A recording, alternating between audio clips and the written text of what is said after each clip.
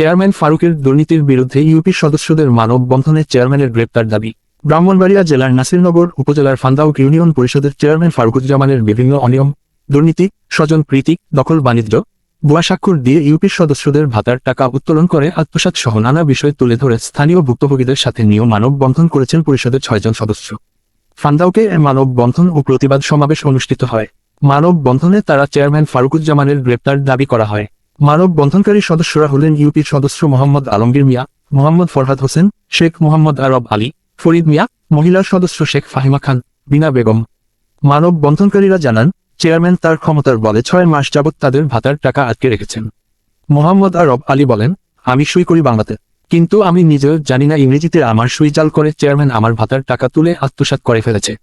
একই ইউনিয়নের রাসুল গ্রামের মোহাম্মদ আলী মিয়া জানান, চেয়ারম্যান ফারুকুজ্জামান বিনা দোষে আলী মিয়াকে 3 বছর জেল খাটিয়ে এনেছে। তার বাড়িঘর ভাঙচুর লুটপাট করেছে। গুরুপদ আচার্য বলেন, চেয়ারম্যান ফারুকুজ্জামান তার চাচা এয়াদ আলীকে দিয়ে আমার প্রায় 30 লক্ষ টাকা মূল্যের 5% বাড়ি জোরপূর্বক দখল করে রেখেছে, যা নিয়ে আদালতে মামলা চলমান রয়েছে।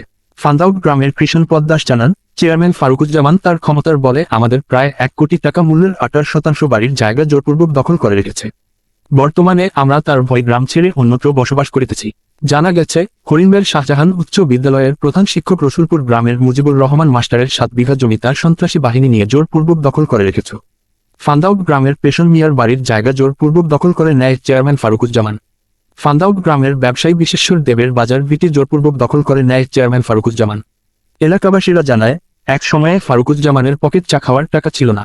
2000 সালের দিকে ফারুকুজ্জামান জড়িয়ে পড়ে ভারতীয় অবৈধ ব্যবসার সাথে। এ সময় তিনি ভারতীয় জিরা, চিনি, কাপড়, মাদক ব্যবসা শুরু করে। বিষয়টি তখন সরাইল বিজেপির নজরে আসে। বিজেপি ফারুকের বাড়িতে হামলা করে, বেশ কিছু মালামাল উদ্ধার করে। বিজেপির উপস্থিতি বুঝতে পেরে ফারুকুজ্জামান তখন পালিয়ে যায় এবং প্রায় 6 মাস পর্যন্ত পলাতক থাকে। তাছাড়াও আরও অনেক অভিযোগ রয়েছে চেয়ারম্যান ফারুকের বিরুদ্ধে। এ বিষয়ে জানতে চেয়ে চেয়ারম্যান ফারুকুজ্জামান ফারুকের মোবাইল নম্বরে একাধিকবার ফোন করলেও তিনি ফোন রিসিভ করেননি।